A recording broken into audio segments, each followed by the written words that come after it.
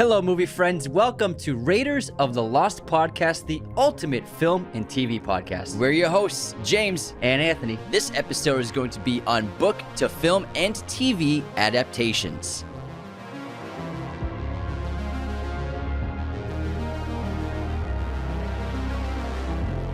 Hello, movie friends. Let's get into this episode. We're happy to be discussing book to film adaptations. These are some of our favorite movies and TV shows. Some of your favorite movies probably started out as novels, as some of the greatest films ever made were novels to begin with. And novels are a great, rich source material for films and TV shows to adapt from. Some of my favorite books are also films, and it's hard to decide what do you like better, the film or the novel better. And sometimes I would say generally I gear towards the novel, and then the film adaptation is usually secondary if it's a very good novel. If you read the book first, it's Yeah. usually always a better experience, and then you just try to see if they get it right with what was going on inside your head with the films. You have like a checklist of watching a movie. Yeah. Nope, they missed that. But of course, there's so much from the books that they can never fit inside movies. But I think the idea of a great film adaptation or just a successful one is just trying to get a great tone of the book and the characters right and the main points. And some of these you recognize, I'm sure, from episodes we've done. Some of them are from graphic novels as well as novels, and we're just really excited to talk about these. So how about we begin? And again, this is in no particular order. It's not like ranked worst to best, best to worst. It's just a smorgasbord of great book to film adaptations. And I will just say before we get into it, my favorite thing about seeing book adaptations is when you read the book, it's your imagination creating the story and the visuals as you're reading, especially if you're a very visual thinker. And then it's always fun to see how that filmmaker interprets the book into their vision on screen. So it's really great to see books adapted into narrative features. Let's begin with The Talented Mr. Ripley. This came out in 1999. It is based on the novel of the same title by Patricia Highsmith. It was directed by Anthony Minghella. On Rotten Tomatoes, it was given an 84% critic score. And on IMDb, it is a 7.4. You know we love this movie. Tom Ripley is such a fascinating character, serial killer, con man. The Talented Mr. Ripley has been turned into multiple books. The character itself, several movies as well. This was made, I think, in the 1960s as a movie, then readapted in 1999 by Minghella, and I think that Matt Damon was perfect for the role. And I think this is one of my all-time favorite book-to-film adaptations. This is one of my favorite movies. It's really stunning. It has like the best fashion in a movie ever, I think. Yeah. The clothes are amazing, but I think it's an underrated movie. I think that the IMDb rating it should be an 8.4, not a 7.4. I rank this really high in my filmography. It's a terrific film. The late Minghella, he was a terrific filmmaker. Check out The English Patient, another great film he made. He passed away very young. So I love this movie. If you haven't seen it, we definitely recommend checking it out. Yeah, and he added the jazz elements, which are not in the book. So stuff like that is a nice great flourish he put in. Great touch to make it contemporary. Next up, we have Fight Club. You all have heard about this. It came out in 1999, directed by David Fincher, adapted from Chuck Palahniuk's film in 1996. The book came out. This has a Rotten Tomatoes score of 79% and an IMDb of 8.8, which is one of the highest ratings on IMDb. I think everybody unanimously loves this movie, and it's regarded as one of the best films of like the last 25 years or so. I think it's really a stunning part of Fincher's filmography, but the book is really cool, and they did a really great job of, I think, accurately portraying the book onto film. Sometimes it's tough, especially with a novel like this, but I think that he did an excellent job with it. Next up, we have Psycho. This came out in 1960, directed by Alfred Hitchcock, based on the novel by Robert Bloch, which came out in 1959. On Rotten Tomatoes, this is a 96% critic score. IMDb, it is an 8.5. We did an episode on this pretty recently. One of the best movies of all time, one of the most suspenseful films ever created. Alfred Hitchcock changed the game with this, and we know the story where he bought up as many of the books as he could so that it could not be revealed what the ending was to audiences around the world. Yeah, and our episode's in black and white. Yeah, that was a lot of fun. That's a lot of fun. It's one of my favorite movies, and I think it was genius to buy as many books as he could because the novel wasn't popular. The movie made the novel popular, and so it was really smart of him to be like, let me take all these books. No one will know the spoiler. That's it. Yeah, but you know how he changed the game in general with the thrilling filmmaking and the sexual scenes and the main character getting killed so early on. But also, that character was very small in the book. I can't remember her name, the lead actress, Janet Leigh's character. But he made her a major role in the first act and then killed her off. But she has a pretty minor role in the book. Yeah, but having a famous actress who you think is going to be the lead of the movie, then she's gone. It's really brilliant, and it's Psycho, one of the best of all time. Next up, we have No Country for Old Men, one of our favorite films. This came out in 2007. It won the Oscar for Best Picture as well as director and actor for Javier Bardem, not Anton Chigurh. He did not win. He played himself in this movie. This was written by Cormac McCarthy, who is a terrific American writer. He has a very unique style of prose where he doesn't like to use exclamation points, quotation marks, so you kind of have to guess when the dialogue's happening. But the Coen brothers adapted this book beautifully. I think it would, if I would say what's the most accurate depiction of a novel, No Country for Old Men. If you read the book, it's like you're reading the screenplay, like page for page. So they did an amazing job translating this book onto film. It has a 93% on IMDb and an 8.2 on IMDb and a 93% on Rotten Tomatoes. Yeah, the way that Cormac McCarthy writes, he's just very cinematic in general. He's had a bunch of his books turned into movies, a couple others on this list, as well as one that's not on the list is All the Pretty Horses that starred Matt Damon back in the 90s. Pretty good film adaptation, not terrific compared to the novel, but just the way he writes is already very cinematic in a way. That's why they translate so well to film. And the Coen brothers made a masterpiece with that film. Next up, we have Schindler's List, which came out in 1993. This is based on the novel Schindler's Ark, written by Thomas Keneally in 1982, directed by Steven Spielberg. Oh my goodness, I forgot to get the Rotten Tomatoes score on this one. Hold on, give me 1 sec. It's got to be 100%. Anthony can talk about it. It can't not be 100%. Spielberg actually delayed making this movie. He was approached to make the film in the early 80s, I believe, and he said he wasn't ready as a director to make Schindler's List. He said he needed time to develop who he was as both a person and a filmmaker and a storyteller. And then he finally decided, I'm ready to do this. And what's really interesting about this is he made Jurassic Park, and then a week later he went to shoot Schindler's List. And while he was shooting Schindler's List, he was editing Jurassic Park. And so he had this weird thing going where he was remotely talking with his editing team, editing scenes of like dinosaurs, and then he would go shoot scenes for Schindler's List. So it's quite that crazy headspace to get himself around as a storyteller, just bouncing from a family adventure film into one of the most intense films ever made. Yeah, and those both came out in 1993, which is wild. And on Rotten Tomatoes, Schindler's List is a 98%, and IMDb, it is a 9.0. Who gave it a rotten score? I don't know, man. Like, how could you possibly give... That's more than a couple people. Not good enough. Not good enough for not me. good enough. Let's see how many...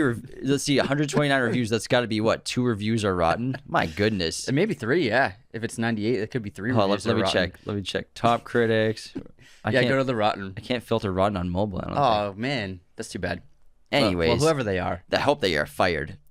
I hope you lost your job. Who gives Schindler's List a rotten score? Not for me. It's a little too dark for me. I didn't like... not enough laughs. Jesus, the Holocaust. The slapstick humor was definitely missing in this one. Well, we might as well skip over to... we'll skip one because Jurassic Park is also on this list. Mm-hmm. Came out in 1993, based on the novel by Michael Crichton in 1990. Also directed by Steven Spielberg. Came out that same year. On Rotten Tomatoes, Jurassic Park is a 95% fresh score and an 8.6 on IMDb. Obviously, we all know the classic. The book by Crichton is really great. I like it. It's actually pretty long, and it's very in-depth in terms of the science behind the idea. And he's a very smart writer in terms of like using science in his writing. He definitely did a ton of research and got a lot of expert help with that. But it's a fascinating read. There's also some really cool dinosaur scenes and attacks in the novel that were probably unfilmable for the movie. I don't want to spoil it if you want to read the book, but I recommend reading the book. It's great. It's awesome. It's a great adaptation of the novel. All right, let's go back to the one that was before Jurassic Park, which was the Lord of the Rings trilogy. These movies came out from 2001 to 2003, directed by Peter Jackson, and these are based on the novel by James R.R. Tolkien, which was... It's really one book, but it's technically 3 books in the main book. Yeah, and I mean, we all know this franchise. I think this is the best trilogy of all time. Lord of the Rings, the novels, is one of the best stories ever written. All I've read are the 3 novels, so I don't know much about He did a ton of other extensive like note-taking and world-building outside of the novels, and the upcoming Amazon show is partly inspired by some of these notes. Somewhat. Yeah, we'll find out. But I think it's really interesting how he built this magnificent world, and not only was it a famous novel series, a great animated film in the UK when that first film came out, but then Peter Jackson just really, I think, changed the game with the epic trilogy he directed. It's you could say the greatest adaptation of a franchise of novels. And now for Rotten Tomatoes scores, these movies are all very high up in the fresh. Fellowship of the Ring is 91%. The Two Towers is 95%. And The Return of the King is 93%. And on IMDb, these movies are all in the top 15, right, of all-time user ratings. Number one, I'm not sure about Two Towers. Maybe. It's up there, too. It's up there, yeah. It's Lord of the Rings, Fellowship of the Ring is 8.8, Two Towers is 8.8, and Return of the King is 9.0. Whoa, So some of the most 9.0. beloved films ever made Wow. will go down in history as some of the greatest films of all time. Next up, we have American Psycho, which came out in 2000, directed by Mary Harron, adapting the book written by Bret Easton Ellis, which came out in 1991. The film has a 69% on Rotten Tomatoes and a 7.6 on IMDb. This is one of my favorite dark comedies. Obviously, it made Christian Bale a leading man and star. But the book is really terrific, but it's very graphic. The book makes the movie look like Sesame Street. Yeah. It really delves into the perspective, POV mind of the serial killer, Patrick Bateman. And there's so much in the book that was just unfilmable. You can't put that on screen. But if you can handle that kind of intensity, definitely recommend checking out the book. There's really nothing that's been written like it. Next up, we have V for Vendetta. This came out in 2005. It was directed by James McTeague. This was also produced by the Wachowski siblings, based on the graphic novel by Alan Moore, which came out in 1989. And the artist of the graphic novel, the illustrator, was David Lloyd. On Rotten Tomatoes, it is a 73%. In IMDb, that's an 8.2. I think this is a really clearly underrated movie critically, because audiences love this movie. We are huge fans of this movie. And the graphic novel we used to have back in the day, I don't know what happened to it. We had that. I think we lost it in a move. Yeah, just one of those Lost many it in a movies you move. made, or one of the older brothers probably copped it or something No, like that. no, it wasn't. It was But probably I probably misplaced Yeah, it. V for Vendetta is an incredible story. I think McTeague just did a great job directing this. It's an awesome action movie, but also it's so relevant to government control over their people, and you can see aspects of this in everyday life, especially in Western culture. So I think it's still culturally relevant today. Oh, absolutely. And it's a terrific performance by Viggo and by Natalie Portman. And I love how V dies at the end. It's not a franchise. It's not Spoiler alert! We don't have V Origins. I'm sure they're going to try. Warner Brothers going to be like, hey, can we get into that again? V for Vendetta, another Vendetta. What happened inside the hospital? So I like when there's The original Vendetta. I like conclusions and I like resolutions. The story wouldn't work if there were sequels. Same thing with Watchmen. So I think Alan Moore was a smart writer, where he's like, I'm writing these stories and they're just like their own thing. And that's what I think makes the movie special. It's not a franchise, and it's better just on its own. It's really terrific. I love it. Next up, we have a big one. You ready for it? Harry ready. Potter franchise, obviously written by J.K. Rowling. Directors in this franchise were Chris Columbus, who made the first two, Alfonso Cuarón, who made the third one, Mike Newell made Goblet, and then David Yates finished out the entire rest of the series in grand fashion, I think. And has not stopped. Yeah, he's just addicted to the Wizarding World. Although it's a good gig. I mean, It's a pretty good it's gig. a great gig. Want to make $10 million a movie and just do Harry Potter stuff all the Yes, time? I mean, I'd take that, no problem. In a second. What's your favorite book to adaptation of the franchise? I think the best book to film adaptation is probably Azkaban. Although my favorite book is probably Half-Blood Prince, and my favorite movie is Half-Blood Prince. But I think in terms of like book to movie, Alfonso Cuarón really nailed it and really changed the tone of the franchise, which was really important because of what Chris Columbus did. First off, was incredible, but I think what Alfonso Cuarón did was so essential to making it more contemporary, more modern. And I think that's probably the best one. And also, in terms of accuracy, the first three are the most accurate because those books are under 300 pages. I think Azkaban might They're be around there, 350. three. So they're all much shorter than the other four.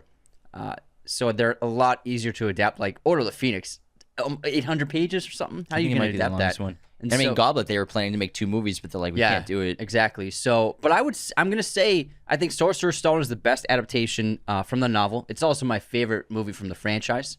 I think it's just really special, and Chris's vision was perfect for the franchise to start off. I think He understood the novel better than any other filmmaker who tried to get the project. So I think Chris Columbus, Sorcerer's Stone is the best adaptation of a Harry Potter novel.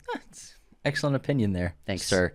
Next up, we have Game of Thrones, which ran from 2011 to 2019, based on the Song of Ice and Fire series by George R.R. Martin, and HBO picked up the rights to that and created one of the most culturally loved properties in entertainment this century, and just a phenomenon in the world. And just people are so obsessed with this series, they hate how it ended. And R.R. Martin still isn't finished with his version of the books. I don't think he wants to. I don't think he's probably just like on Twitter, like, what do people want? He just signed on for like a new prequel series. But now, obviously, we know the House of the Dragon show is coming out on HBO. Yeah. So this franchise and this culture of movies and entertainment and these characters will never end. This is my favorite TV show of all time. All time. Yeah, I think it's really terrific. And I was there from day one, and I loved every minute Anthony of it. read the books, too. Obviously, I didn't finish the series, though, because Winds of Winter is still not done. But I thought it was a really faithful, terrific adaptation. There are a lot of characters and a lot of storylines that are not in the show, but the books are so dense. They really are. It's impossible to put everything into it, even when you have a 10-episode season series. I mean, it's still not enough screen time for capturing the density of the novel. But I think that, all in all, I know they get a lot of hate, but I think that the pair, they did a terrific job adapting the novels. I think it's a sensational TV show. It really brought that epic scale of huge cinema like Lord of the Rings into small format in your living room. And I think that Game of Thrones is really instrumental in people viewing TV shows as events.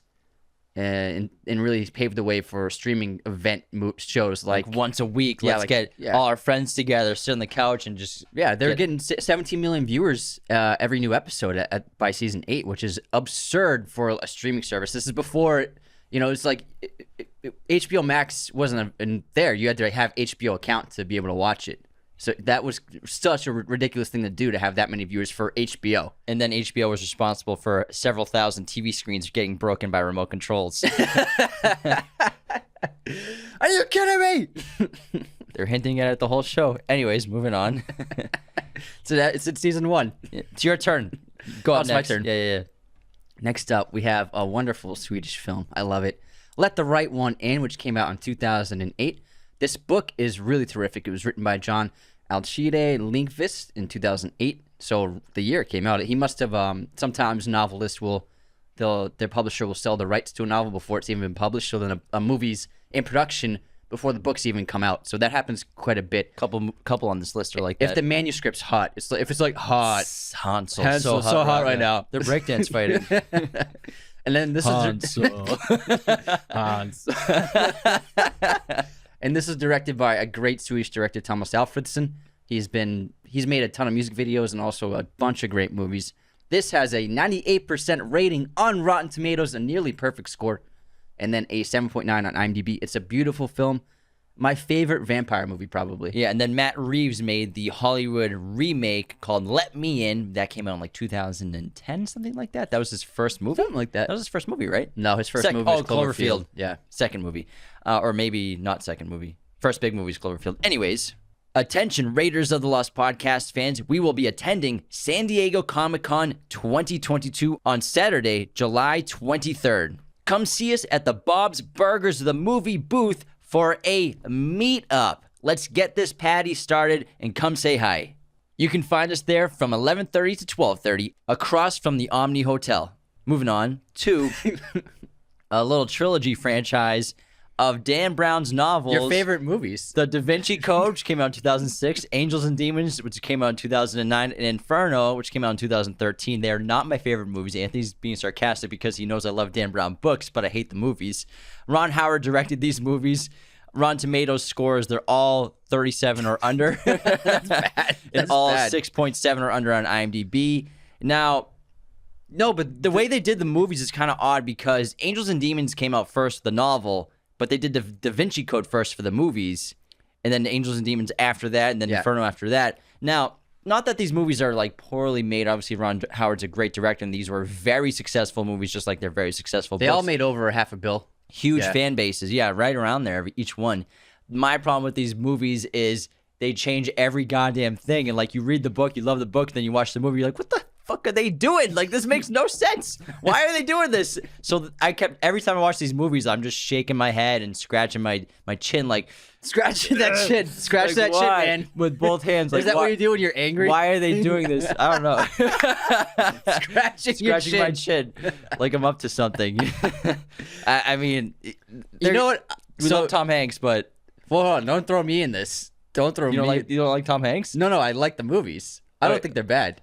So clearly fans and critics hugely disagree because the average RT score is 30%, then the average IMDb score is 6.4. So big discrepancy. I'm with the fans. I think these movies, they're not great, but I think they're all a lot of fun. The filmmaking is awesome. I love the European settings. Hans Zimmer's music is lit in these movies. Those are all great things. They're all lit. I think all in all, they're fun thrillers. No, they are. I don't think any of them are bad. They're not like the best movies that year, obviously, but I think they're good. I enjoy them. Yeah, they're and they did Da Vinci Code. They did the Da Vinci Code first because that blew up, that book. True. People weren't like clamoring for Angels and Demons. They were like, Da Vinci Code came out and everyone read it. It was a cultural phenomenon. Yeah, because Angels and Demons came out in 2000, and then I think Da Vinci Code was like 2003. That was everyone was talking about Da Vinci Code. All our parents and their friends were reading the Da Vinci Code when we were kids. We're like, what is the Da Vinci Code? That was the parents' book of the year. Like everyone, like PTA conferences, everyone's like, did you read the Da Vinci Code? Soccer practice. Oh my God, have you Anyways, can you keep looking after my kids for like an extra half hour? So that's why they did that one first. It was a huge sensation. Anyways, let's get to another trilogy. A great trilogy. Oh my God, the Bourne trilogy. We have Bourne Identity in 2002, Bourne Supremacy in 2004, and Ultimatum in 2007, all written by Robert Ludlum. He wrote a bunch of these novels, and the movies, they very loosely follow each book, but they keep the names because they're cool names. They are cool names. The first film was directed by Doug Liman, and the third, all three of the former films were directed by Paul Greengrass. We're not including Jason Bourne in this because I don't think Bourne Legacy or Bourne Legacy. Those aren't adapted from novels. Legacy was technically kind of. Okay, well, it's not a Jason Bourne movie. It's a other guy movie. Yeah, we're pretending it's okay. It doesn't. It's not the OG trilogies. How do you replace Matt Damon? But also the Jason. No, I mean the Bourne Legacy with Matt Damon. No, it's just called Jason Bourne. What's the one that he's? Oh, it's just Jason Bourne. You're confused. Jeremy Renner's Bourne Legacy. That's obviously not a Bourne movie. That was so dumb. And the Jason Bourne movie that came out 5 years ago with Alicia Vikander, that was, I don't think, adapted from a novel. I think they wrote that on their own. Also, we're not including that because it's not even close to the quality of the first three. I think it's if they didn't make Jason Bourne, this would be one of the best trilogies of all time. But unfortunately, they made that, so you can't call it a trilogy. They ruined it, man. I still consider it a trilogy. I don't care. Pretend Jason Bourne doesn't exist. It doesn't exist. My God, that's not Jason Bourne. But I love these movies. I just watched the trilogy. I call it a trilogy now too. Still, a couple months ago, and it's some of my favorite movies. We grew up watching them. I remember being very excited to see them in theaters every year they came out. They're terrific, really well made. Doug Liman, excellent director. He did Edge of Tomorrow as well as a bunch of other movies. Paul Greengrass is an amazing director. These all have great scores. So from 1 to 3, on Rotten Tomatoes, 84%, 82%, 92%.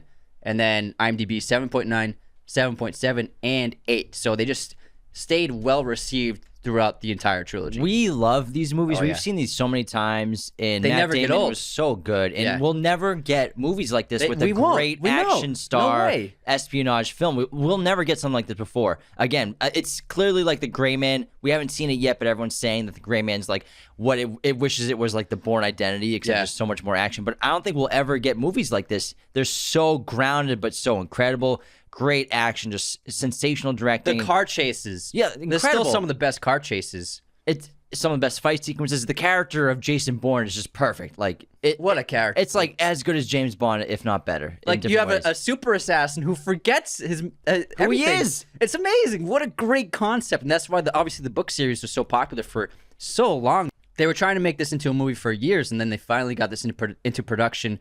Matt Damon, coming off of Good Will Hunting, Saving Private Ryan, was a new rising star. And he was, I think, just perfectly cast All the supporting actors are great. I just think it's in the action. The action is great, but it's not too much action in the movie, and it's more character than anything. The movies are character driven.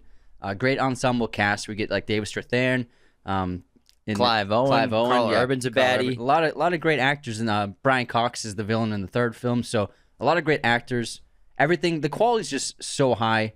I really love them. I love them. Moving on to Shutter Island, which came out in 2010, based on the novel by Dennis Lehane, directed by Martin Scorsese. On Rotten Tomatoes, this is a 68%, which I believe is pretty low. IMDb, it's an 8.2. That's more like it. That is a beloved film. And critics, I don't know why critics slammed this movie. Well, not slammed it, but like 68%. Maybe for they don't movie. like twist endings. I don't know. Such a great adaptation. This is up there as in terms of like accuracy of book to novel. There's some things here and there different, but they did such a great job. It's a really, really great read. It's pretty dense as well. I recommend it if you haven't checked it out. It's a long one, yeah. It's long. But it's a great book. Dennis Lehane, great novelist. I mean, he's written books like Prince of Thieves, which was turned into The Town by Ben Affleck. Boston guy. So he writes like a lot of Boston books. I think he wrote Mystic River too. He's a wicked pisser author guy. Wicked pisser guy. He likes to be an author. So, but this one of all of his books is probably the most closely translated from book to film adaptations. Most accurate. Whereas The Town, most accurate guy. Ben Affleck took liberties with The Town. So many liberties. He went to Libertyville. Don't take them liberties, kid. Like Shutter Island. Like he went to Fenway Park. I friggin' love Shutter Island. Let's rob Fenway. Let's go. Hey, love it. It looked cool. Oh, it's a great idea. I'm not making fun of it. It's cool. That's such a genius idea. Well, so how much money is that Fenway kid? You know, some Boston criminals were thinking about it after seeing that movie. You know how many Coors Lights are bought at Fenway every day? $8 a pop, guy. Sausage, pepper, onions. Those things go $8 a pop too. So we start in Lansdowne Street. Make sure you get me one of those ice cream helmets too. Imagine if the robbery was just stealing the ice cream helmets. So we hide in the Green Monster. So at Fenway you can get ice cream. I don't know if other stadiums do this, but I think they all do it. Yeah. The bowl is a helmet. It's a Red Sox helmet. Yeah. So very like, cute. imagine if the town was just them stealing helmets. That's why you're not Ben Affleck, kid. Oh man, moving on. Terrible idea. All right, next up, we got the helmets, guy. Get out of here. Put the helmets in the bag. Get your hands in the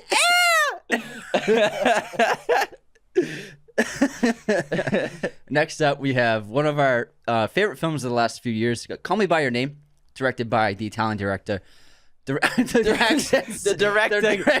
Yeah, Luca. Friggin' Luca guy. Luca Guadagnino. The Italian director. Italian kid. North End. Go to Modern Pastries. The novel's written by Andre Aciman, which came out in 2007. This has a 94% on Rotten Tomatoes and a 7.8 on IMDb. Beautiful film. Terrific movie. One of my favorites of the last several years. Luca is an amazing director, and the cast was fantastic. The setting, the cinematography, the music, everything about it was just fantastic. Most importantly, it was a star-making role for Timothée Chalamet, who'd been in some stuff, but this was what propelled him to superstardom. Really incredible film. We love this. We've done episodes featuring it with Moonlight and also Lady Bird with Coming of Age episode. Coming of Age. This is one of those greats. Moving on to Watchmen, which came out in 2009, directed by Zack Snyder. Rotten Tomatoes score, this is a 65%. Low. Whoa, it didn't even make it onto Rolling Stone's top 50. Well, that comic book list is ridiculous anyways. On IMDb, it is a 7.6 and is based on the graphic novel by Alan Moore, which came out in 1986. And did the same guy do the illustrations? I believe so. I'm not sure. Double check it. But I remember seeing the trailer when we were pretty young, so I was like a teenager when I saw the trailer. Dave Gibbons did the illustrations. And my curiosity was so piqued by the trailer. I'd never seen anything like it. I'd never heard of Watchmen. And then after the trailer, we bought the novel, the graphic novel, and we both read it and loved it. Never seen anything like it before. Still, I think, regarded as one of the best graphic novels of all time. It's a terrific movie. I think it's a very faithful adaptation. I really like it. I enjoy it. I think it is a little long. If they had trimmed out maybe 15 minutes, it would have been like a much stronger movie. But I think it gets a lot of hate, and I think Zach obviously gets a way too much hate for for his directing, but I think it's a terrific adaptation of the novel. I think he did an incredible job personally, although, you can question him changing the third act of the film with what happens with the big event. I won't reveal, if you want to read the graphic novel, what the big event is versus the bomb in the movie, the nuclear bomb situation.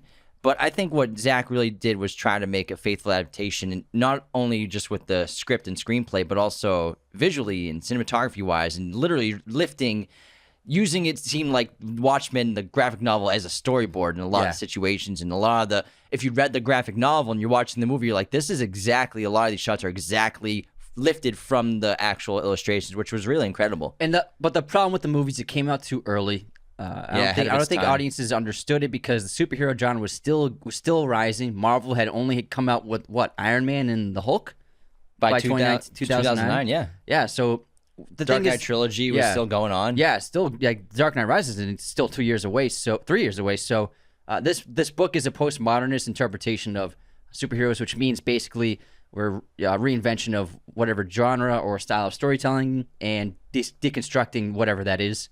In this case, superhero genre. And so the superhero genre wasn't popular enough and widespread enough for people to want to see a deconstruction of it, I think, on screen. So if this had come out last year or maybe the year before, I think it would have been a big sensation. But I think it came out too early. Agreed. How about we head into our intermission? Let's do it, bro. It's been a wonderful episode so far. Raiders of the Lost podcast is brought to you by our very good friends, Manscaped.com, the leaders in men's grooming. Definitely go to their website and use our coupon code Raiders of the Lost at checkout, and you'll get 20% off and free shipping on your entire order today worldwide. I highly recommend getting your hands on their brand new Boxer Briefs 2.0. They sent us each a couple pairs of these, and my goodness, they are the most comfortable briefs I've ever worn in my life. Anthony, what do you think about them? I am addicted to them. Literally, like I always say, I pick the days that I wear these because I know it's going to be a long day and I need extra comfort. They're wicked soft.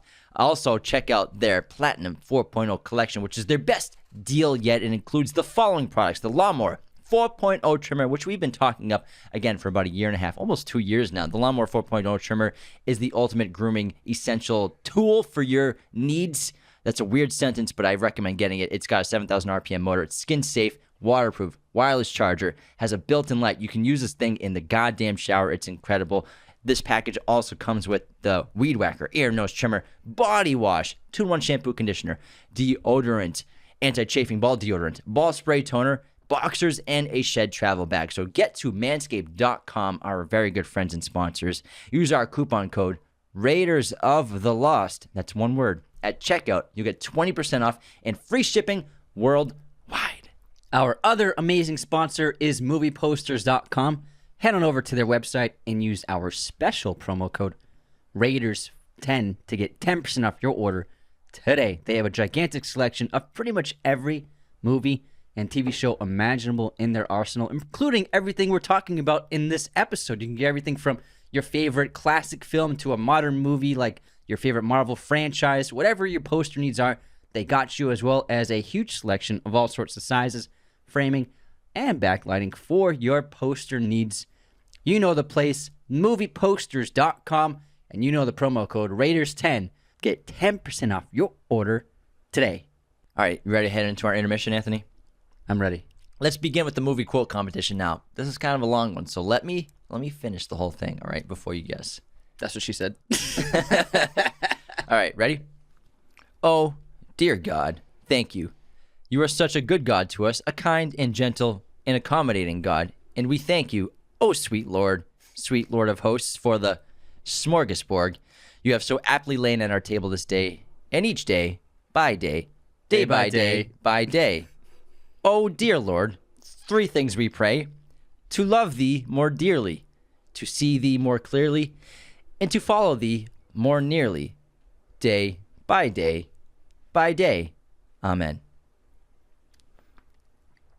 I know the quote, but I'm trying to think of the movie. It's someone saying, "Oh, it's Catch Me If You Can." No. It's someone's at a dinner table and giving the what do you call it? Grace for the first time.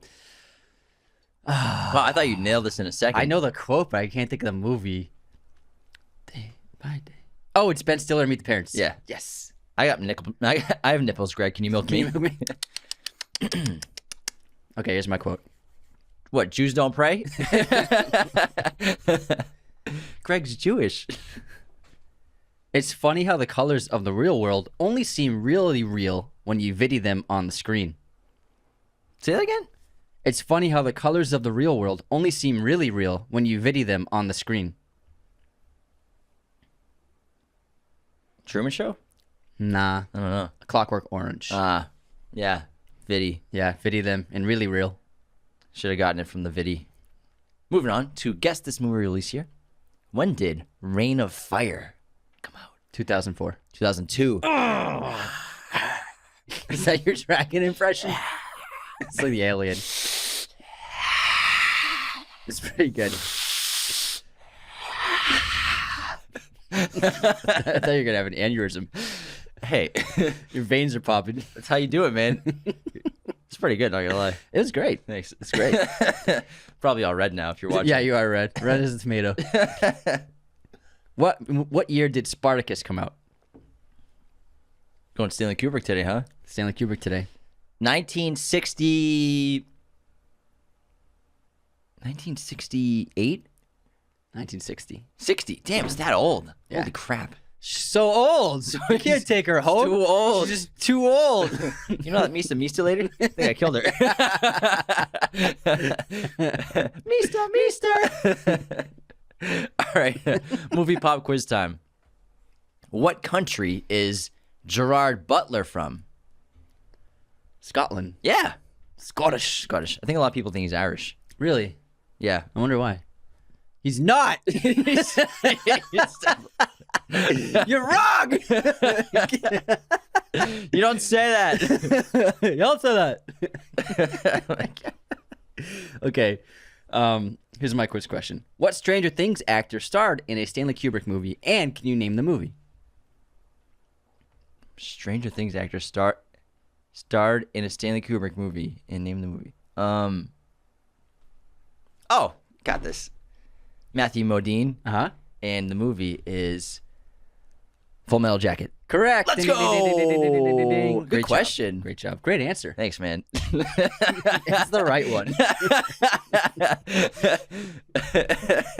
All right. Do we have any haters or unsubscribes? Oh, yeah, we have a bunch of bring up? unsubscribes. That was one of my favorite questions you brought up. Oh, thanks, man. I really appreciate that because I put so much work into it. Kev0415 wrote, haven't seen Father of the Bride, unsubscribe. Just kidding. Great episode. And then we have a bunch. Sorry, one sec. Okay, here we go.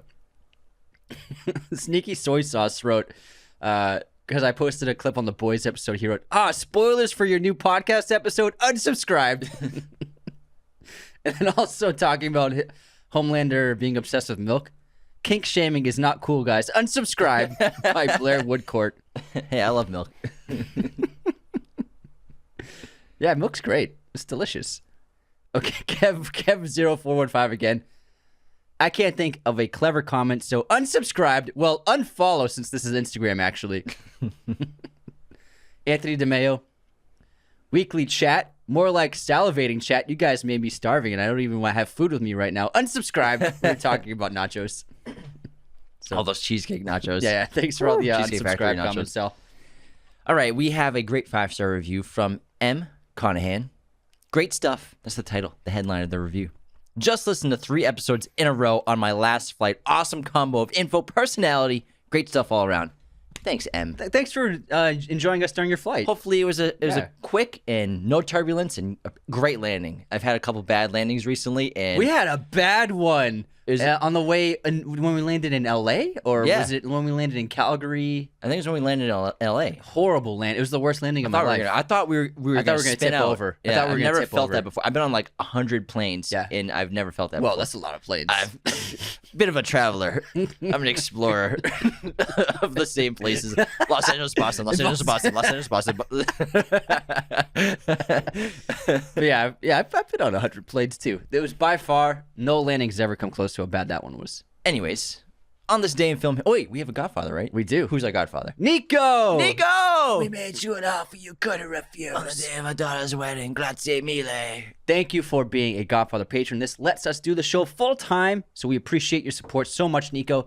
They picked a great movie, Headhunters, for their bonus review. The Swedish film. It's a really awesome action comedy. The actor who plays Jamie Lannister is one of the leads in it. It's terrific.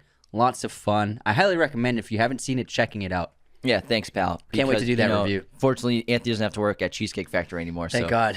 Because of the Godfather patrons and all of our patrons around the world and everyone tuning in. Anyways. Now I'm a patron at Cheesecake Factory. You are. On this day in film history, today is July 21st. In 1943, the musical Stormy Weather premiered in the U.S. In 1952, The Quiet Man is released. In 1978, Sgt. Pepper's Lonely Hearts Club Band, film starring the Bee Gees based on the Beatles' album of the same name, premiered in New York City.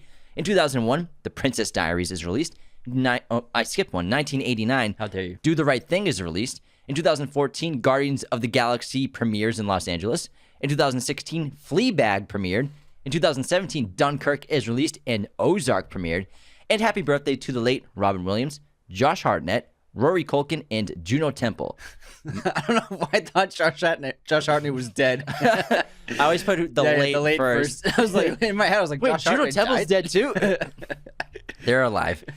My streaming recommendation is just a fun action flick. It is Olympus Has Fallen on Netflix. Oh, yeah. The sequel's on there too, which is London Has Fallen. It's the same thing except in London. Yeah, it's yeah. pretty badass. And I got to get the third one done soon. Olympus Has Fallen. It's Die Hard in the White House. It's great. It's crazy. It's slow starts. It's a slow starter, but once it gets going, the action is absolutely bonkers. Yeah. Gerard Butler is awesome in it. It's one of the best action sequences I've ever seen. When they figured out a way of realistically showing how the White House could be overtaken by terrorists. It is just insane. It is nuts. I love it. It's cheesy. It's a terrible script. Unrealistic, Yeah, but it's Gerard nuts. Butler kills a lot of dudes in it, and that's what I sign up In for a lot when of I cool watch ways. it. Yeah, it's great. My streaming recommendation is The Conversation, which is now on Amazon Prime. Francis Ford Coppola sneaked that in between the Godfathers. Not for me, it's a little boring, but That's Hugh Grant in The Gentleman. The Gentleman's great too. They just All right. added that on Netflix, The Gentleman. Nice. I saw it. All right, we still got quite a few movies to get through, so let's get back into the episode on film, book to film adaptations. And Anthony's finishing pouring up One some second, water there. I You gotta get that hydrate. water It's going. hot, man. It It's is already getting 80 toasty back degrees here. and it's the morning. Moving on to The Martian. This came out in 2015, based on the book by Andy Weir, directed by Ridley Scott. On Rotten Tomatoes, it is a 9.1, and in IMDb, it is an 8, which I think are solid scores. This movie is great. This is up there for accuracy from book to films. One of my favorite books I've read in the last decade for sure. If you like sci-fi, it's really great. They really captured the tone that's in the novel as well, with Mark Watney and how hilarious he is and sarcastic, but also, being a highly intelligent. Nick Cannon's hilarious.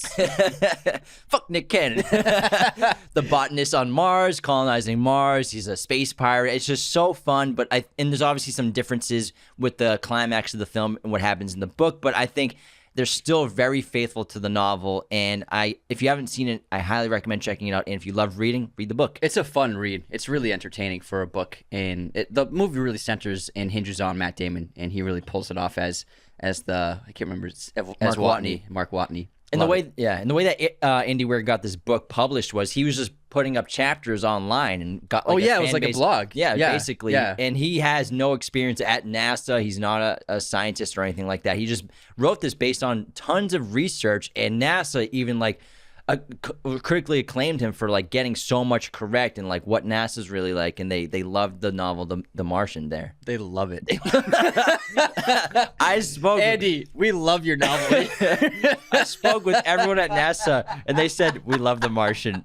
They love it there. Every single one. Sorry, I'm sorry. This is the way you worded Sounded it. like I was selling it. Sounded like Sorry. a salesman. They love it. Trust me, they love it. Take my word for it. That's so funny. Next up, we have Willy Wonka and the Chocolate Factory, which came out in 1971. And Mel Stewart made the film. Famous novelist Roald Dahl wrote this novel. Roald Dahl. Roald Dahl. I'm sorry. Roald Dahl. Yeah. You had like 4 letters to his last name. I don't have my glasses on, and it looked like an I at the end. I'm a bonehead. The novel came out in 1964. A Rotten Tomatoes score for this movie is 91% and a IMDb score of 7.8. We all love this film. We all know it. It's really funny. It's really disturbing and messed up. There's really no tone that ever... There's no movie that ever matched the tone of this movie, I think. It's just a really cool blend of humor and just like messed up stuff put together. It's really interesting. Good description. Pretty soon we're gonna we watch children die. Pretty soon we're gonna get Wonka Origins. Oh, it's coming out soon. Timmy. I can't wait. It's probably gonna be great. Moving on to The Exorcist, which came out in 1973, based on the novel by William Peter Blatty, directed by William Friedkin. Rotten Tomatoes is an 84%. IMDb, it is an 8.1, and it's just one of the all-time great horror films. It's incredible. We should probably do an episode on it pretty soon. It's one of Anthony's favorites. He talks about it all the time. That's all I talk about.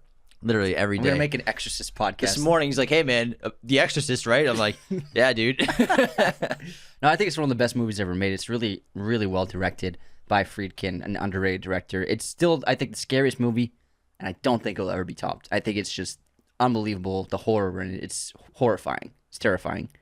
It disturbs me, but I love watching it. Any more synonyms? Excellent.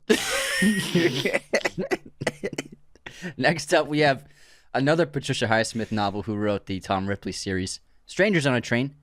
This movie was adapted by Alfred Hitchcock, came out in 1951, only a year after the novel. This has a 98% Rotten Tomatoes score and an IMDb score of 7.9. Terrific Hitchcockian thriller. He made this in between a couple of his masterpieces. Really terrific film, great acting. Love the set. I love single location movies and stories. I think it's a lot of fun and adds a lot of thrills and stakes to the story. Check it out if you have not seen it. Although this is not a single location story. They meet on a train. They meet on a train, that's right. Yeah, so you haven't read the book. I have not read the book. I've read the book because Patricia Highsmith's one of my favorite favorites. authors. Whoa, you got me, man. You nailed me. You nailed the nasally voice and everything. Patricia Highsmith. You were just like acting so smug. You I had my pointed your finger up. Like, who does that? You said, I have read the novel. Hey, well, I just try to get you to get off your jump to conclusions map. You also, over your there. chin was up like so high. It starts on a train. Strangers meet on a train. Then a mystery unfolds. A murder mystery. It's great. Moving on to Sherlock Holmes, which came out in 2009, directed by Guy Ritchie, based obviously on the novels and character by Sir Arthur Conan Doyle. This isn't exactly a book-to-film adaptation. You could say it's more of like a character-to-film adaptation. The best one that's probably been done so far. Rotten Tomatoes, this is a 69%. IMDb is a 7.6. We adore the Sherlock films, this one, and then also A Game of Shadows, which came out a few years later. Hopefully they can make a third one because Robert Downey Jr. is great as Sherlock, and then John Watson, played by freaking Jude Law. Freaking Jude Law guy is perfect for the role. So we love the movies. I think not many people love this film because it's only a 7.6. I think it's great. It's not an adaptation of any of the stories. It's an original story, which I like because then we've read them all the stories, so you know what would happen if they just did like a study in Scarlet. They threw in like little lines and stuff here and there. I think so many people, other filmmakers might have done Hound of Baskerville or something, like a couple of the novels. I'd like how they did an original story and then threw in the elements of the writing into the original story. I love the movie. I think that Downey is perfect as Sherlock. It's pitch perfect. Next up, we have L.A. Confidential, which came out in 1997, adapted from the book by James Ellroy in 1990. This movie was directed by Curtis Hanson. It has a 99% on Rotten Tomatoes and an 8.2 on IMDb. Very impressive scores. It's a terrific film. Guy Pearce, Russell Crowe, Kim Basinger, Kevin Spacey, excellent cast. Acting, I love the style, the tone. It really brought about, I think it's the 60s in LA, if I'm correct, maybe 50s. I think it's the 50s. Yeah, the 50s. I love the style. I love the music. All the old cars. They did a terrific job with the sets. The thing with LA is the architecture hasn't changed too much since those eras, so you're able to still film in certain parts of LA without having to address the sets too much. I think it's a terrific film. Great cop drama. I forget how good this movie is. It's great. I've seen it a handful of times. I remember we seen it a few times when we were kids, but like 99% on Rotten Tomatoes, that is such a high score, especially for like an an inspector film, a murder mystery, something like that. Yeah, American Inspector. I don't know what I'm saying. Got a little silly today, but this movie's awesome. Russell Crowe was pretty young in this, and I think this kind of just got him In more America. out there. In America, yeah. Because this is before Gladiator and everything, but awesome film, great characters, great acting, and man, I didn't realize it was this high critically, which it deserves. It's a great. good movie. Really it's a very is. good movie. It was also got a lot of Oscar attention. Next up, we have Perks of Being a Wallflower, which came out in 2012, written and directed by the author of the novel, Stephen Chbosky, which the book came out in 1999 on Rotten Tomatoes. This is an 85% critic score. On IMDb, it is an 8. So this is a pretty much universally well-loved film, and people bring it up a lot, and so I think a lot of people hope we can do an episode on it soon. Yeah. Really solid cast. Logan Lerman, this is really kind of like a little star-making role for him as well, because Before this Percy was his Jackson, first I one. think. Yeah, then Percy Jackson. He's been in some other really good movies as well. And then obviously this was a big movie, I think, for Emma Watson to do something outside of the Harry Potter world. I think this was the first movie she did after Deathly Hallows Part 2 came out in 2011. I think she did it between the Harry Potter movies, maybe. Or it could have been No, after. Deathly Hallows was 2010 and 2011. You're right. It was 2011. Yeah. So, and also she cut her hair, which everyone made a big deal about, I remember, when she finally cut her Hermione hair. Yeah. But it's a very sweet film. I have not read the book, but I like the movie a lot. It's terrific. And also, it's the only case of the author directing a movie on this list.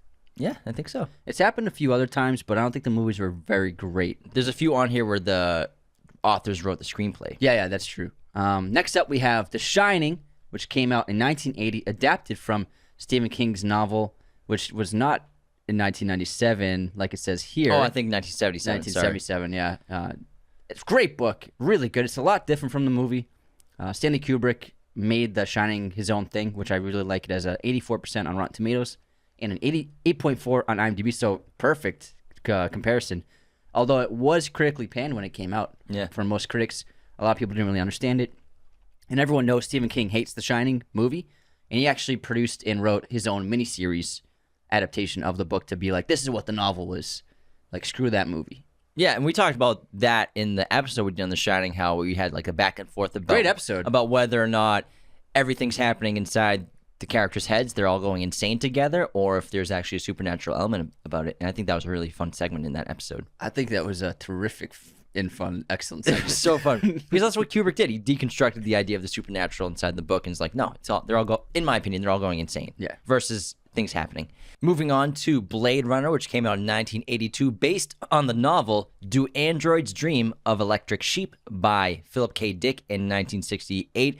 Great science fiction author from the 20th century. Several of his books have been turned into movies. This is obviously the best one, directed by Ridley Scott. And on Rotten Tomatoes, it is an 89% score. And IMDb, it is an 8.1. And this is, not only was it a superstar-making role in addition to Star Wars for Harrison Ford and Indiana Jones, Blade Runner getting him in the sci-fi genre as well. Outside of Star Wars, more of a serious tone. You like how I saved myself like 3 times in that one sentence? On paper, it looked like Everything you just said is wrong. it's true. But I think a different light. Less fun Indiana Jones. He's Han Solo, Indiana Jones. Who wants fun, man? Let's get a serious Harrison Ford character and see how he does. Great science fiction noir. One of the best all-time sci-fis ever made. Yeah, I love this movie. It's one of my favorite movies of all time. It's one of the best movies ever made. It's quite different from the book. The book is a little different, but they have a lot of the same elements and base the story upon a lot of the same ideas. It's a terrific novel. Philip K. Dick was one of the most famous sci-fi writers of all time. If you haven't read any of his books, he has a ton of books and short stories to check out. So go ahead and check out his works. But we all know Blade Runner is a masterpiece. Next up, we have Ang Lee's film Life of Pi, which came out in 2012, adapted from the book by Jan Martel, which came out in 2001. This movie has an 86% on Rotten Tomatoes and a 7.9 on IMDb. Ang Lee is one of our best directors. He also made Brokeback Mountain, Crouching Tiger, Hidden Dragon, just a crazy filmography of amazing movies. This is no exception. Wonderful film, very touching. The visual effects are outstanding. It won the Oscar for visual effects. That tiger, it felt real. It looked real. They did a remarkable job with that. It's a beautiful story.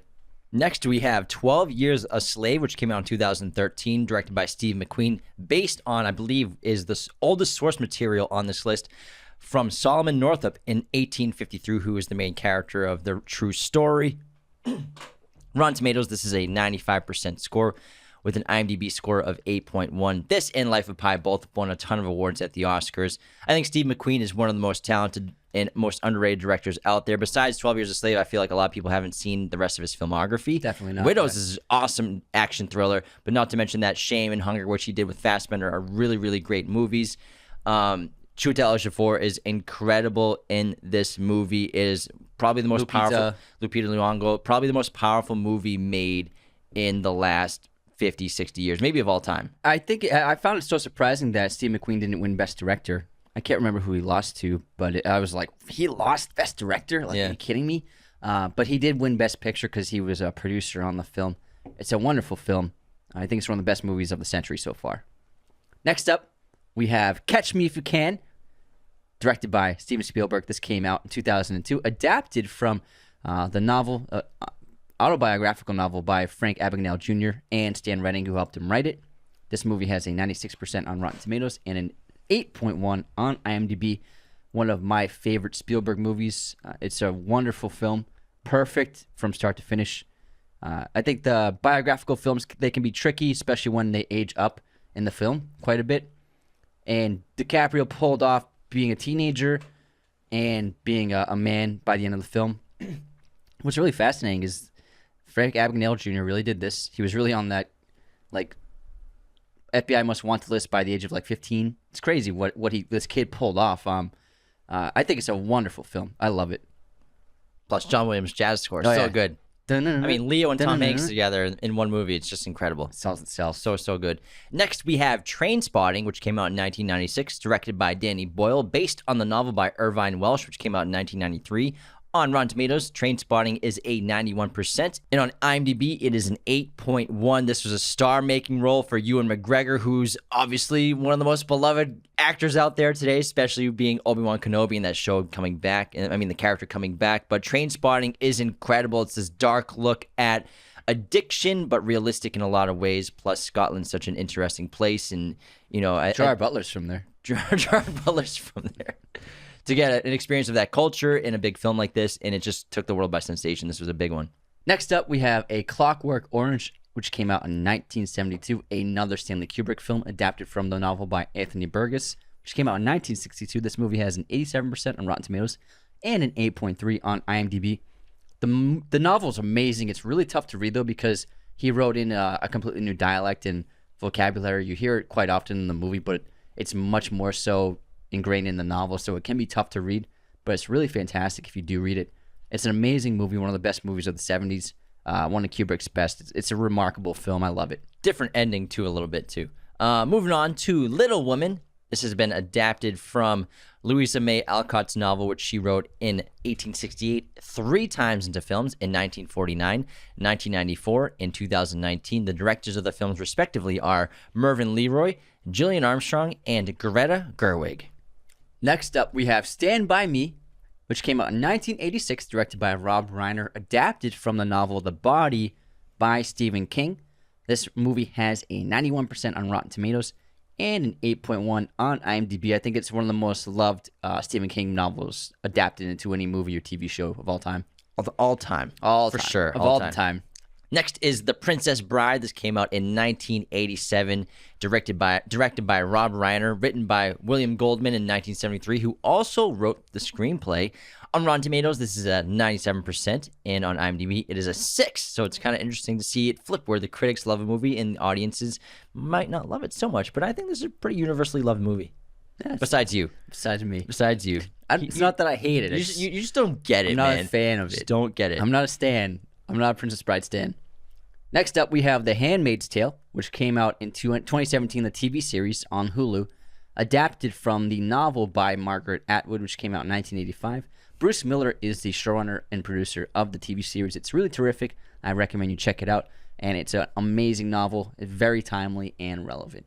Next, we have the Millennium Trilogy, which is the Girl with the Dragon Tattoo series, written by Stieg Larsson. So 5 movies have been made, technically, or maybe even 5. more. Yeah. So we have the Girl with the Dragon Tattoo, which we just did an episode on, which is directed by David Fincher in 2011. And then Daniel Alfredson did the Swedish versions for the Girl with the Dragon Tattoo. The Girl Who Played with Fire, and The Girl Who Kicked the Hornet's Nest. Those are the three novels that came out from 2005, 2006, 2007. They made all those in 2009, starring Noomi Rapace, which was pretty incredible. All three movies were released that year. Wait, all three movies were released in 1 year? What I said, bruh. Really? Wow, that's incredible. Yeah. Wow, that's amazing. I can double check, but Were they all released in America in 2009? Maybe. Here, you talk about... Well, the Swedish trilogy is great. Alfredson did an amazing job. I just think David Fincher's adaptation is really one of the best dramatic films of the last couple of decades. It's really special. I think he's just a singular visionary in terms of a director. But Alfredson did a fantastic job with that trilogy, and I do think that Noomi Rapace is the perfect version of Elizabeth Salander.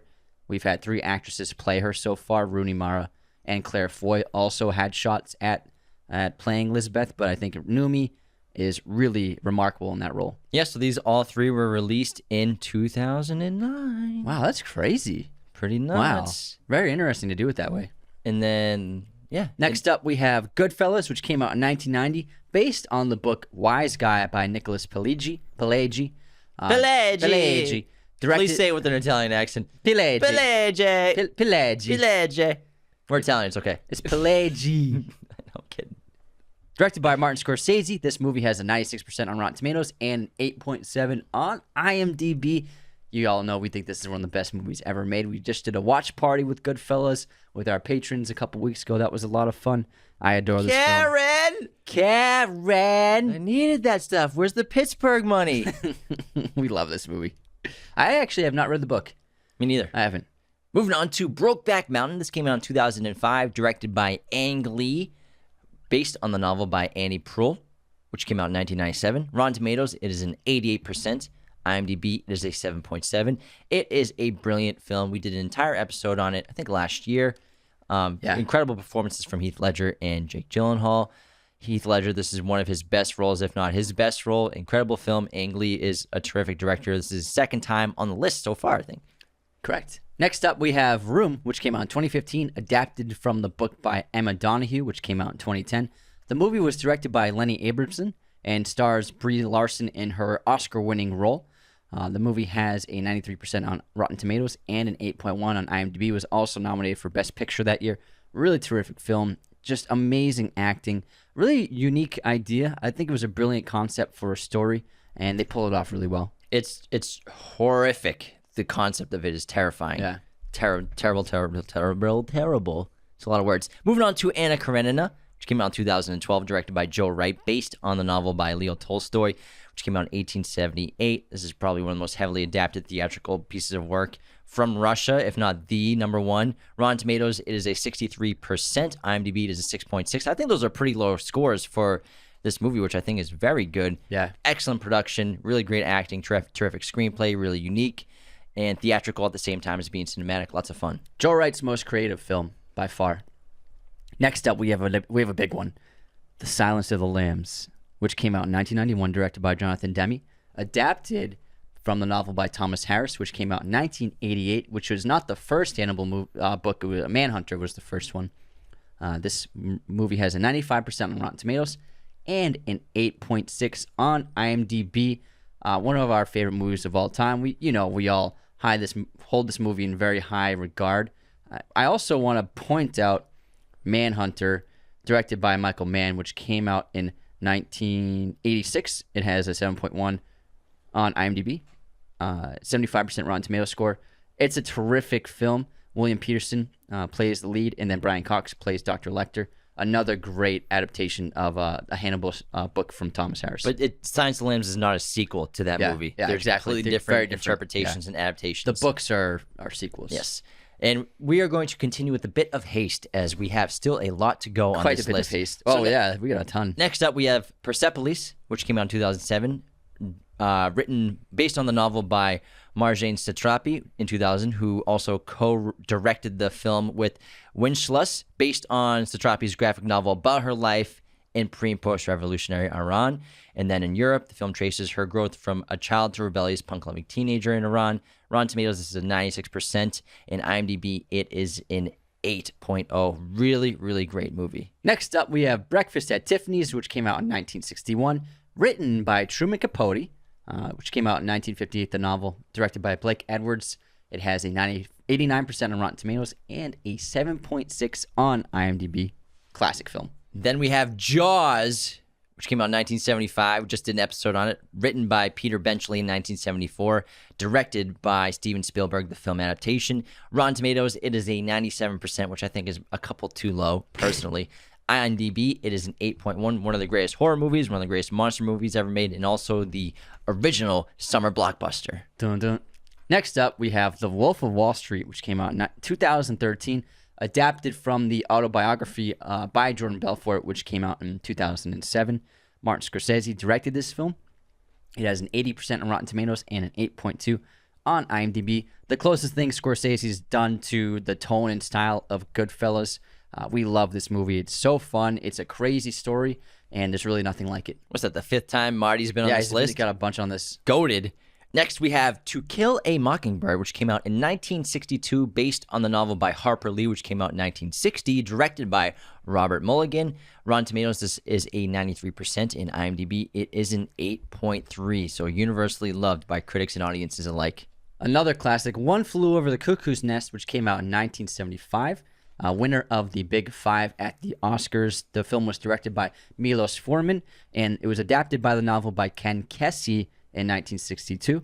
This movie has a 93% Rotten Tomatoes score and an 8.7 on IMDb. I think it's one of the best American movies of all time. Next, we have 300, which came out in 2006. Speaking of Gerard. Directed by Zack Snyder, based on the graphic novel by Frank Miller and Lynn Varley in 1998. Rotten Tomatoes, 300 is a 61%, might be the lowest score on this list outside of the Twilight movies, which are coming up. Sorry, Casey. And IMDb is a 7.6. Oh, and the Da Vinci Code movies. Oh, yeah. Those are the worst. Those might be the worst ones on this list. So 300, awesome game changer for action for the century. Zack Snyder is an auteur action filmmaker. You hate him or love him. We love the guy, love his movies. 300's iconic. Now we have the Twilight franchise. The movies came out from 2008 to 2012. Stephanie Meyer wrote all the novels, and then the directors of the franchise were Catherine Hardwicke, Bill Condon, Chris Weitz, and David Slade. Very interesting. It's very much unlike the Harry Potter franchise, where it was a different director for 4 of the movies, and Chris Weitz did part 1 and 2, I think, of one of them. So it's interesting that they change directors so often. But cultural sensation. I have not read the books, but I've seen the first movie, and we're probably going to do a Twilight episode relatively soon. We get a lot of requests for it. I've heard a lot of good things about the books, for sure. Now, Rotten Tomatoes scores, let's see what we got. So in 2008, Twilight's 49%. And then in 2009, Twilight Saga New Moon, 29%. 2010, the Twilight Saga Eclipse. See, they put a "the" there. And then 2011, we have Twilight Saga Breaking Dawn Part 1 at 25%. And then to wrap it up, Breaking Dawn Part 2 at 49%. So they finished strong. And these movies made a boatload of money. Lots of cheddar cheese. Next up, we have the Hunger Games franchise, which were movies that ran from 2012 to 2015, based on the novels by Suzanne Collins, which came out from 2008 to 2010. She wrote a new novel, which is being made into a movie currently in pre-production. Snow Origins. The first Hunger Games movie was directed by Gary Ross, and then the rest of the Hunger Games movies were directed by Francis Lawrence, who we all know directed Constantine. Love that guy so much. The Hunger Games movies are excellent. Huge star-making role for Jennifer Lawrence, who was already a very talented actress, but this really put her on huge scope of audiences all across the world. I think both the books and the movies are great franchises. I think they're all very good movies and all great books. So I don't agree with the critics. Some of them were poorly received, but it is what it is. Next up, we have Chronicles of Narnia, The Lion, the Witch, and the Wardrobe, which came out in 2005. The novel was written by C.S. Lewis in 1950. The movie was directed by Andrew Adamson. It has a 76% on Rotten Tomatoes and a 6.9 on IMDb. Really great movie adaptation. Daniel Craig's in it. Nicole Kidman's in it. Who is Danny Craig in it? He plays the hunter, Southern Hunter. Oh my gosh, I haven't seen it in so long. But there's also a new adaptation currently airing on HBO Max, His Dark Materials, which is really terrific. Oh wait, no, I'm mixing that up with Golden Compass. Never mind, I mixed it up with Golden Compass. Totally did. Forget it. I was Forget I like, said his that. Dark Materials. Forget it. Totally Yeah, this is a good movie. Totally different. Next up, we have Atonement, which came out Already crying. in some year. I don't have the year written down. What was it? That 2007. 2007? Yeah, I believe 2007. Directed by Joe Wright, based on the novel by Ian McEwan, which came out in 2001. Rotten Tomatoes is a 93%, and IMDb is a 7.8. It's one of the most heartbreaking films of all time. Amazing acting. Saoirse Ronan's breakout movie role. So, for fans of her, check it out if you haven't seen it. It's your first time in a movie. Heart, body, and soul, something like that. Shut up. Next up, we have Dune. Dune. You knew it was coming. Dune was coming. I almost put it number 1 on the list. Written by Frank Herbert in 1965. We're talking, of course, about the 2021 release, directed by Denis Villeneuve. It has an 83% on Rotten Tomatoes and an 8 rating on IMDb. Both pretty low, I think. Pretty low. I mean, I'll take the 8 on IMDb. I think that'll go up over You'll time. take But it. 83% on Rotten Tomatoes by critics, like, Yeah, what the hell are you yeesh. doing with your life? Like, geez, how do you go into that movie and give it that low of a score? Anyways, we all love Dune. Tim scratching his chin right now. Scratching my chin with both my hands. Next up, we have The Godfather Trilogy, which ran from 1972 to 1990, based on the novel by Mario Puzo, which came out in 1969, directed by Francis Ford Coppola. Obviously, the first two are two of the greatest films of all time. The first one's arguably the greatest movie of all time. Rotten Tomatoes scores respectively 97%, 96%, and 68%. IMDb scores 9.2, 9, and 7.6. Those are pretty accurate, in my opinion. I agree with them all. I agree with them. The Pursuit of Happiness is our next one on the list, which came out in 2008, adapted by the novel, the self-autobiographical novel by Chris Gardner, directed by Gabriel Muccino. This movie has a 67% on Rotten Tomatoes and an 8.0 rating on IMDb, so fans love this movie a lot more than the critics did. Will Smith was heartbreaking in this role. Then we have The Road, which came out in 2009, another Cormac McCarthy book, which he released and published in 2006. This was directed by John Hillcoat. Rotten Tomatoes is an 83% score with an IMDb score of 8. It's a very good movie. It's a very awesome good movie. Great post-apocalyptic movie and book is incredible. Again, his book translates so well to screenplays, and it's pretty much a very accurate adaptation. Yeah, I love it. It's Viggo Mortensen leads the cast in the movie, so check it out if you have not seen it. Next up, we have another Coppola film, Francis Ford Coppola's Bram Stoker's Dracula adaptation, which came out in 1992. The book is quite old. It was written in 1897. It has a 76% Rotten Tomatoes score and then a 7.4 IMDb score. It's a beautiful film. I think it's one of the most visually stunning films ever made of all time. It's insane. He got so creative and artistic with the visuals of the film. Gary Oldman as Dracula is just perfect. I love this movie. Winona Ryder and Keanu Reeves lead out the rest of the cast. Next, The Green Mile, which came out in 1999, directed by Frank Darabont, based on the novel by Stephen King, which came out in 1996. On Rotten Tomatoes, it is a 79% score. And IMDb, it is a highly rated film. I think it's top 50 all time on that user rating list at 8.6, universally beloved movie. Fun fact about this movie. So there's been over 85 Stephen King movie adaptations. And he says that The Green Mile is by far his favorite. It's a really good Of movie. all of them. Even his more favorite over Shawshank. We don't have Shawshank on this because it was a short story, not a novel. Next up, we have Jackie Brown, which came out in 1997, directed by Quentin Tarantino. The book was written by Elmore Leonard and is called Rum Punch, which came out in 1992. This movie has an 87% Rotten Tomato score and a 7.5 IMDb rating. I think it was cool for Tarantino to do a novel adaptation for his third film, especially because Elmore Leonard, his novels were very inspirational to Tarantino in the way he wrote his dialogue. Leonard kind of paved the way in novels of just small talk in novels and characters having more realistic dialogue than traditional. So I think it was really cool and really fitting for him to do Jackie Brown. The final movie on this list is Jack Reacher, which came out in 2012, starring Tom Cruise. Tom freaking Cruise! Directed by Christopher McQuarrie, based on the novel One Shot, written by Lee Childs, which came out in 2005. Rotten Tomatoes is a 63% score, and IMDb is a 7.0. Now, Lee Childs created Jack Reacher, the character. It's just like Bourne and kind of like you could say Tom Clancy or and several other books, the Da Vinci Code and Dan Brown. One character, tons of novelizations, tons of stories. This Lee Childs has written like 20 Reacher novels. I mean, the guy who did... You've read some of them, yeah. I'm a big fan of some of them. I have like 4 of them. And then... what's his name? The guy who did the Bourne series. He's written like 20 Bourne novels. Love them, yeah. He just wrote one in 2020 too. So I love like continuations of characters. It's just kind of like old school when you're a kid and you like have those books, the book like series. Goosebumps books. Yeah. So I love the character of Jack Reacher. And Tom, even though he looks nothing like the character of Reacher, who's supposed to be like 6'6", blonde and jacked out of his mind, but they got it right for the TV series. Yeah.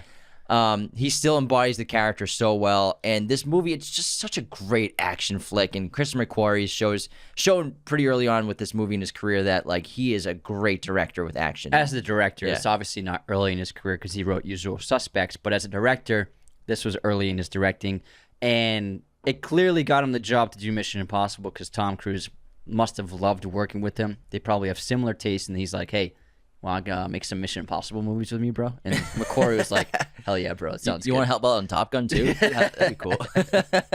Great car chases, great fight scenes, brutal, awesome ending. I love it. Now they're filmmaking partners, basically. Yeah. They won't not work together every time. They refuse. It's great. So that's our list of Pretty epic list. book to film and TV adaptations. That's a lot. There's like at least 50 there. So if we missed a few that you think should have been on here, let us know in some comments or Instagram DMs. But thanks so much for tuning into this episode of Raiders of the Lost podcast. Don't forget, we're going to be at Comic-Con 2022 San Diego, July 23rd, this Saturday. Find us at the Bob's Burgers booth across the street from the Omni Hotel. Come say hi from 11:30 to 12:30.